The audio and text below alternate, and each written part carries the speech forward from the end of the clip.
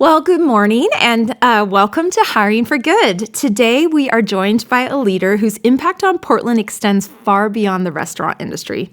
Josh Johnston is the president of Independent Restaurant Concepts, the group behind some of Portland's most beloved and community-rooted dining destinations.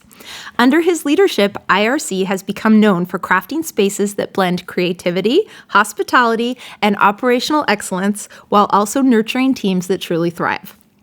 But Josh's entrepreneurial reach goes well beyond IRC. He's a serial entrepreneur who successfully runs multiple companies simultaneously, bringing the same intentionality, innovation, and people-first mindset to every venture he touches. Josh is also deeply invested in the broader Portland community. He's a respected philanthropist, an active contributor to local causes, and a dedicated member of several professional organizations, including Portland Executives, where he is known for his integrity, generosity, and collaborative spirit. Today, we'll dive into his leadership journey, the values that guide his decision-making, and how he builds strong teams across very different kinds of businesses, all while staying grounded in service to the community. Josh, welcome to Hiring for Good. Welcome, Josh. Thank you. Can we end it right there? Because that was the nicest thing anyone's ever said about me. Well, I feel lucky to have known you through a number of different professional organizations, and every word is true. And I'm just really glad to have you as a guest with us today. So I guess let's go ahead and have you tell us a little bit about your journey to becoming a business leader. You can start in childhood. Yeah, you can start. It's a long story. Yeah, it's okay. It's good. I'll keep the long story as short as I can. But my father grew up very poor, son of a sharecropper in Iowa. You know, one classic story: one faucet of running water in the house, and they'd heat the water and fill the bathtub, and all take turns bathing in the kitchen. Wow. in the pail, right? And he got a really lucky opportunity. The banker in the hometown kind of bet on him and fronted him the money to go to college because he wasn't going to be able to afford it, and ended up being kind of a first-generation college student in our family and changed the trajectory of our family. Wow. The reason I tell you that is because there wasn't a lot of guidance from his dad on prepping him for what you're going to do beyond working on the farm. Yeah. And so when it came time for me to start becoming an adult, when I was a senior in high school, the conversation went something like, what are you going to do next year? Because you can't stay here. I said, oh, okay. And I went back and I thought about it a little. And I said, well, I came back a couple days later. I said, well, I guess I could get a job or join the military or go to college. I said, sound like great ideas. Let me know what you decide. Oh, okay. And went back. What are all my friends doing? I don't know. What do I want to do? And I came back to the table. I said, I think I'm going to go to college. Great. Let me know how that works out.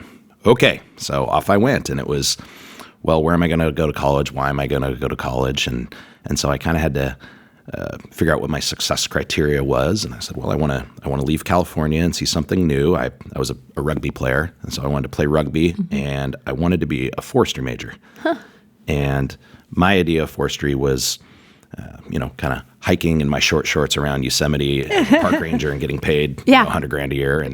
And when I got to Corvallis, Oregon, and their forestry department, I figured out I was standing in the rain with a bunch of guys counting trees, and I went, I don't know if this is exactly what I thought it was going to be, but I ended up staying and went through school, and after school ended up working mostly in sales. I was a mortgage banker. I sold, I helped recruit and train people for a sales company, and then worked in high-tech sales for a number of years. And I was naturally good at it.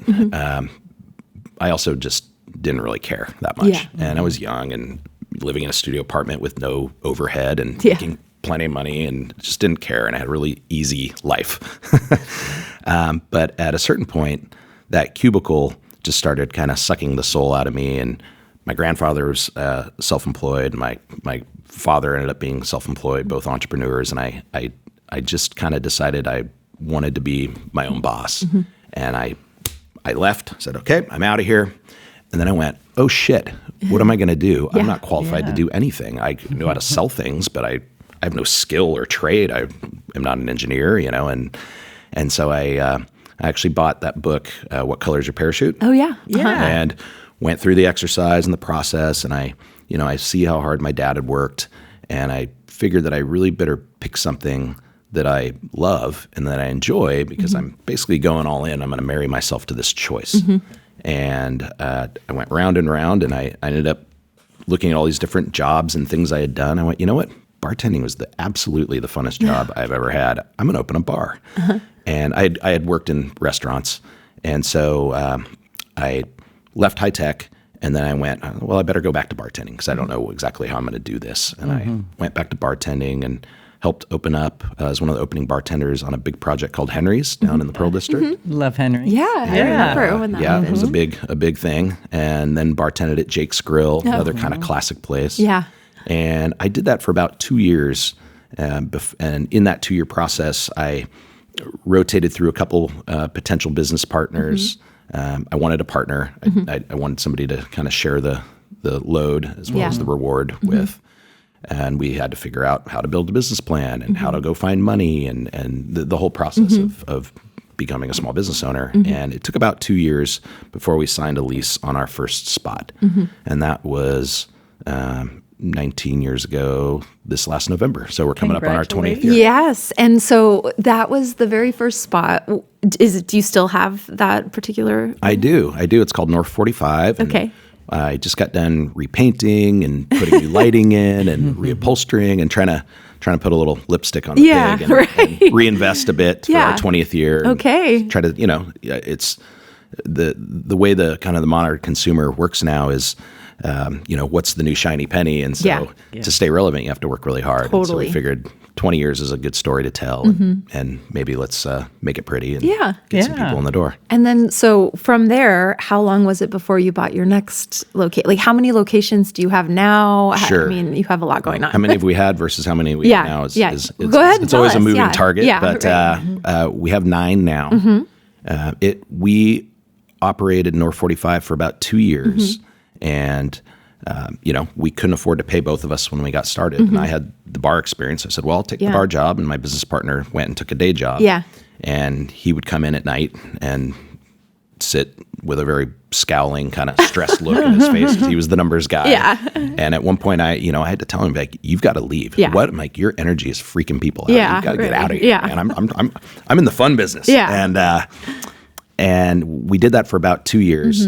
And in concert with me having my first child. So I did not see for the whole first year of his life. I bet. Wow. But we bought Patty's, oldest Irish bar in the city, a week before St. Patrick's Day, about 2 years later. And I called him. I said, you need to quit your job. I need your help now. I can't do this all. And we've worked side by side ever since. Wow. How great. And then how many restaurants, I know you've bought and sold and had some and let them go and all that kind of stuff, but you have 9 now. And then overall, there's I don't know how many in the whole family. We've had a couple other concepts that we've let go, mostly because leases came to an end. And as we, our long-term strategy was always to buy the real estate. And hopefully that becomes our retirement somehow. And so we've been lucky enough to do that along the way. And so the buildings we let go were leases that expired, and the landlords weren't willing to sell us the property. And, we didn't have the money when you get started, so we just sign a lease. But. Exactly. And so here you kind of shared with the journey of where you started and where you are today. But there, on the way, we meet people or we have these experiences that really do shape who we are as leaders. Can you share some of those formative experiences? Oh, geez. I would say that going from 1 store to 2, there was a big transition that I didn't see right away until it kind of bit me.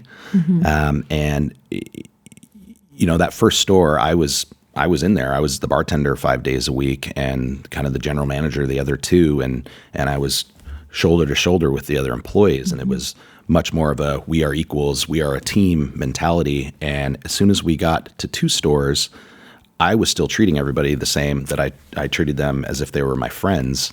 And I didn't realize that the way people were perceiving me was now different, where I was the boss. Right. And so, it really changes the way you have to interact with people, not only professionally, but just from a leadership standpoint or motivationally or Yeah. however you want to communicate and interact. Can you speak a little more on that learning curve? I think that's Yeah. a really interesting kind of metamorphosis that everybody experiences to some extent. Especially in a startup, because Yeah. you're friends. Right.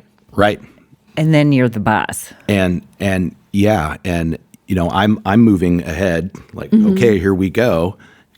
Everybody come with me. And even though I could make the distinction of when the friend hat was Yeah. on and when to put the boss hat on, they couldn't. Yeah. And so again, it took some time to learn, I need to do things differently. And I think that was a result of multiple things. I think it was a result of me seeing, me not getting the result I was looking for out of maybe trying to motivate somebody or get somebody to do something. Or also, in offending people, right? I mean, you can tell a joke to your friend. You might not be able to tell that same joke to Right. somebody who Right. looks up to you as in a position of power. So I think it was just I'm not smart enough to learn the lesson the first time. It took a while. It does. It does take a while. Absolutely. And then I also think it's interesting because the first one, you are shoulder to shoulder. The second, the third, the fourth, you're removed. Yeah. And that's even a different, relationship. Well, even then you're more. having to really be a manager, and learning to be a manager instead of a coworker is tricky. Yeah, and in that removal process where I was the brand originally, Yeah. right? And now I'm not. Now I mean, there's our first two places, there's still a connection with some of that customer base to me. But I mean, that was 20 years ago, and a lot of these people have moved or got married and have Yeah. kids, and they're not hanging out in the bar or the restaurant anymore. But so there's some connection. There's a joke at North 45 on our anniversary every year. They made shirts one year on the back that said, "Yeah, we know Josh too," because there was a lot of that kind of Yeah. name dropping neighborhood community Yeah. vibe. Yeah. But I mean, most of our places, I walk in and people don't know who I am Yeah. Absolutely. unless So- they're looking for me. Yeah. So that it kind of leads nicely to our next question, which is how then do you build teams? Like what kind of leaders are you looking to plug in to? And I know like the restaurant business, you're the first person from this industry, I think, that we've spoken to. And it has like kind of unique cultural demands. So, Yeah. so I'd be curious to hear how you've been successful at building teams. Well, successful is a generous word. Yeah. I would say that it's a constant work in progress. Our workforce is predominantly younger, and we're a pretty stepping stone kind of career for a lot of people. Yeah. So we're getting a lot of young people in the door.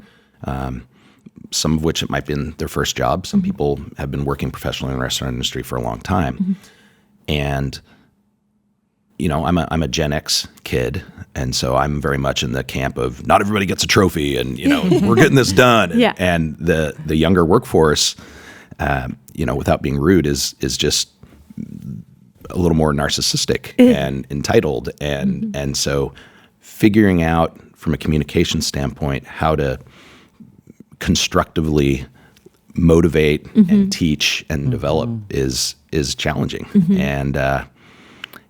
And finding, and I can't do that all. I mean, between we buoy anywhere from 150 up to 200 employees in the summer, and I work really hard to know everybody, but I don't because we have turnover. Yeah. And so I'm constantly re-asking people their names and trying to know who people are. But so we really do have to rely on other people to translate that culture that I think is important up here down to the front line, and finding those leaders is hard. Yeah. We always try to hire for character first, and because we can teach process, Right. and we can teach our way to do things, but without that character, it's tough. Especially in a hospitality business Right. where everything needs to bleed hospitality down to the customer. How do you screen, or how do you try to ascertain, like, is it just through interview, or, what is your process? Well, I would say it's a little different at each kind of level. At at the frontline level, someone who's going to be customer facing, a bartender or a server or whatever. Honestly, it's not a hard job if you have the right character, right? So do they show up on time? Do they follow directions? Do they dress? Do they look clean and professional? Do they make eye contact? Do they smile? Can they interact with me in any sort of rapport building manner? Then I'm going to give that person a chance because I can teach them the rest. And I've hired people with zero experience just based on that and had huge success with it. Yeah. I've also hired people that have been in the restaurant industry a long time and they're not great. Yeah. And you're hiring sometimes, those are sometimes those mistakes you make and you're like, well, this is a really impressive resume. They must be great. And then they're just not the right fit for your culture. Well, and you talk about that, and that's such a good segue that I do believe it is tone at the top. It doesn't matter if it's a restaurant or a high-tech firm, that you and your partner are really driving what is acceptable and what's not. So what are some of the values that you really want to incorporate into the organization? And then how do you operationalize those? So when we got to, I want to say 4 stores, we realized that, I and my business partner, he and I kind of split the baby. I call him my spreadsheet jockey. We also call him Kaiser Soze because everyone's heard of him, but nobody ever sees him. So he's like my numbers guy, and then I'm much more the operational kind of sales and marketing front of the business. Kaiser Soze. I love that movie. And so we got to a point where we said, we need to get better at communicating to our staff what it is they do, what is the company working towards, what is our purpose, what is our expectation. And so we went through the process of a mission statement and core values and that sort of thing. And the mission statement is really to be the favorite neighbor, right? So we want somebody that feels comfortable coming in, like you would your neighbor, right? Yeah. Like you could walk in any day and just sit down and have a drink. I'm in my shorts and flip flops. It's somewhere safe where you could bring, on date night. It's somewhere to, create an experience where you're getting together with family or friends. And so it was always about having that warmth and intimacy and social connection in our space as a kind of a gathering place in the community. As far as what was I saying? As far as our core values go, they're pretty simple and straightforward. They're, work hard, be nice, be safe. That's take care of our customers, take care of each other, work hard, show up every day, be flexible, be nice, right? Kind of important. Yeah. Be nice to your coworkers, be nice to your customers. And then the other 2, one's be memorable and embrace community. So, and embrace community. We believe that we're not the ones that came in and posted up, in town and are just looking to make a buck and take profit. We feel like we have to give back and support our community because they support us, and it's it's an ecosystem. And we could almost hire a part-time person just to respond to in-kind requests. I mean, there's a lot of people that I'm sure. And it's funny because the restaurant industry is such a low-margin business, but everybody always hits us up for gift cards. True. But everybody wants an experience, right? It's just it's valuable, and so philanthropically, a ways back, we try to say yes whenever we can, but we can't say yes to everybody, right? And so we had to kind of philanthropically get a little more strategic, and we started to align each restaurant with one main community partner. How awesome! But then we're also, anytime the local schools hit us up, we say yes, and anytime somebody in our organization has a cause that's important to them, we try to say yes. Yeah, and so. As far as embracing community, that's our approach, and we built some very wonderful, long-lasting relationships in the community that way. Absolutely. And then be memorable is the one that I really try to get through the entire organization in kind of the blood of everybody, because Portland's a really great food town. Yeah. And there's a lot of competition. Yeah. And everybody makes a great burger, and everybody makes a sexy craft cocktail, and everyone's got a Instagrammable bathroom, and and so we really have leaned in this age where people are shaving labor and going to counter service and trying to stay alive. And we've kind of leaned in on our people and said, our people are what are going to make the difference for us. And knowing that regular's name and learning about them or what they drink or all those kind of connections is what's kind of drives that memorable experience to us.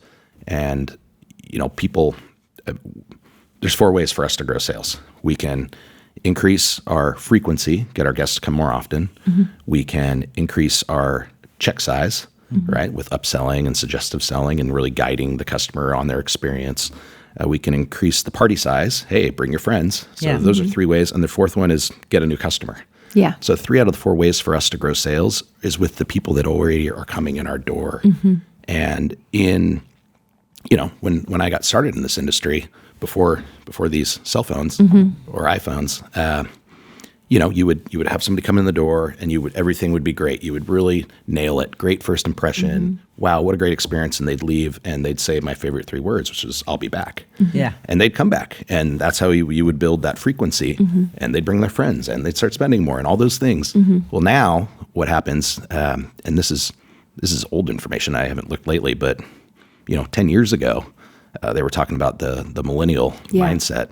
And, they have the largest purchasing power dollar in our society, and they're also the pickiest and least loyal consumer. Yeah. Interesting. So we can still, and I mean, this is only if we nail it, right? I mean, we screw it up a lot, but if we're nailing that first experience and we do everything right, they still will say, I'll be back. And the second they walk out our door, their phone starts buzzing at them.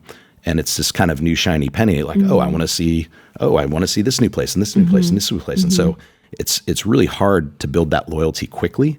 They'll still come back, but it might take months. Yeah. And so we can't afford to screw up that first experience. And that memorable connection of building rapport with the customer, we think is our path to do it. Well, I will say out of that list, what really struck me was the be nice part. Right.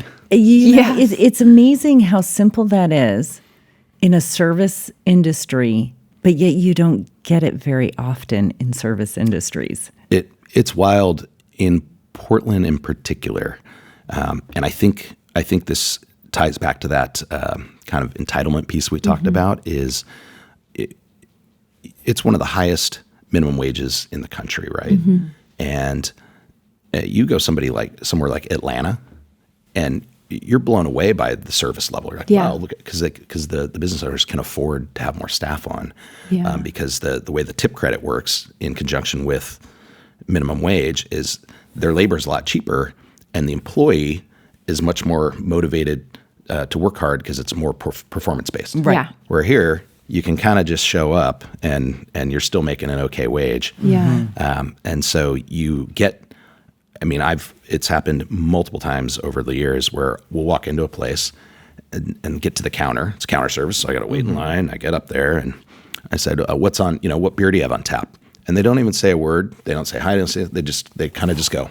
Yep. And they push the menu. Jeez. And I go, you know what? I'm going to have my beer and I'm never coming back. Yeah. Right. Yeah. I mean, because that's my experience. There's no hospitality in that. There's no being nice in that. That's just an order taker. Well, and you've got it really hard because we do live here. And everybody's been talking about how expensive and unaffordable it is to not just live in Portland area, but to be a business owner. That's my number one complaint is how expensive it is. Yeah. And I haven't thought about that minimum wage, which gives a quality of life, but then it also limits the number of people you can hire. Oh, yeah. 100%. It limits, again, that whole experience that you're trying to do. And I don't think I've ever thought of it that way. Right. So how are you balancing, again, the cost of where we live and love as a business owner? And I know that's a loaded question. Right. Yeah. I mean, I and I get phone calls all the time from friends from other parts of the country. How is it there? Oh my gosh. And I keep telling them, I said, you know what? The homeless problem is not the problem you think it is. The number one problem in Portland is the tax burden. Yeah. Absolutely. 100%. And I listened to another podcast, and which I'll send to you, but it was a conversation about as an innovative new entrepreneur, if you could open up a business in Portland versus Austin, and the business case for doing so, it's a no-brainer. Yeah. Oh, absolutely. Even we're having like a social experiment or a fiscal experiment right here, because 9 miles north is one of the lowest tax burdens in the country. Right.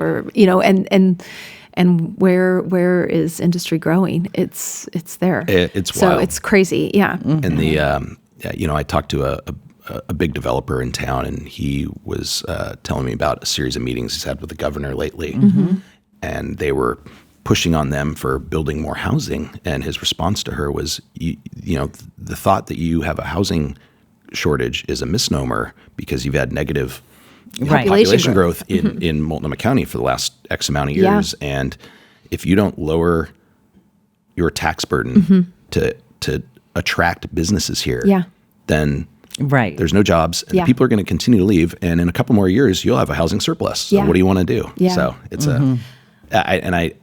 that's a bigger, different conversation. I know. I probably should not have opened that. Oh, I have opinions on it. To answer your question, we kind of, when March 18th, the day before St. Patrick's, or March 16th, I guess, day before St. Patrick's Day, when they shut us down and we had to lay off 200 employees, including ourselves. Yeah.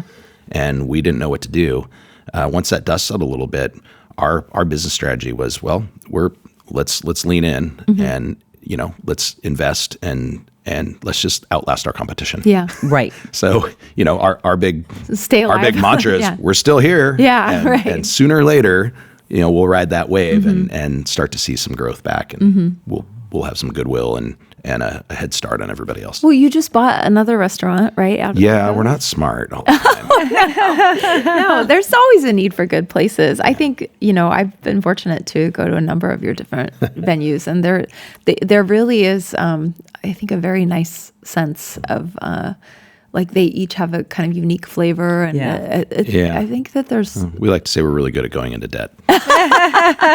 Well, I know that you've also kind of balanced out some of those endeavors with other entrepreneurial ventures. You're welcome to speak on those if you'd like to, or we can just kind of keep it to... I can brush on them lightly. I mean, again, as I mentioned, it's kind of the McDonald's strategy. They're not in the hamburger business, they're in the real estate business. Yeah. So, maybe that's because I grew up in a real estate household.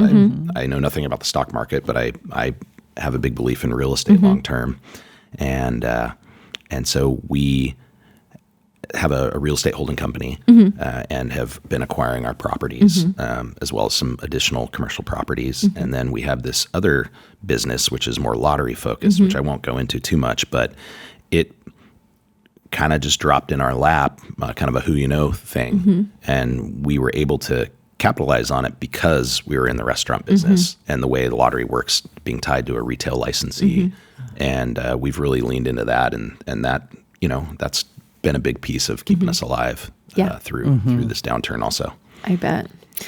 Well, I think that it's fun when we're also Gen X. So, one of the things that I like asking our guests is, what advice would you give to your younger self? Like, if you could go back in time to that kid in college or just out, what would you say? I have one. He's 18. Okay, yeah, but he doesn't listen to you. I have a younger self. Right.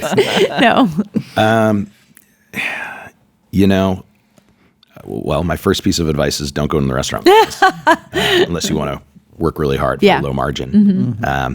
And if I wasn't as passionate about it, then I would absolutely not still be doing this, because it's hard. Yeah. I probably would not open a small business in Oregon if I knew 20 years ago. I just didn't know. Yeah. Right. I just didn't understand how big a deal kind of the politics of a region can define how easy it is to be a small business owner. Yeah. And Portland in particular is just not small business friendly right now. Yeah. What else would I say? I kind of chose for passion and for fun, and thank God I had a business partner who is still one of the smartest guys I know, and but I certainly didn't know what the heck I was doing from a business standpoint. So, understanding, what a P&L is and how to use that and Yeah. how powerful that is and how important cash flow is. And it doesn't matter what your revenue is. If you don't have any cash to pay your bills, you're out of business. Yeah. So some of that real important business Yeah. 101 stuff. I mean, I had somebody ask me about opening a bar the other day, and I was just and he's not in that industry. Yeah. He is a small business owner, but he mentioned to me, I said the word P&L, and he said, "What's that?" And I went, "Oh my God." Oh my goodness. And so, Yeah. and he already has multiple businesses, and he doesn't have a P&L. So, that scares the heck out of me. Yeah. Absolutely. But I didn't know that 20 years ago. I didn't know. I didn't really know how important that was, that tool. And it's interesting learning on the job, isn't it? Yeah. You go, wow, I wish I would have figured that one out sooner. But that's the entrepreneur, So looking back, I mean, this podcast is called Hiring for Good.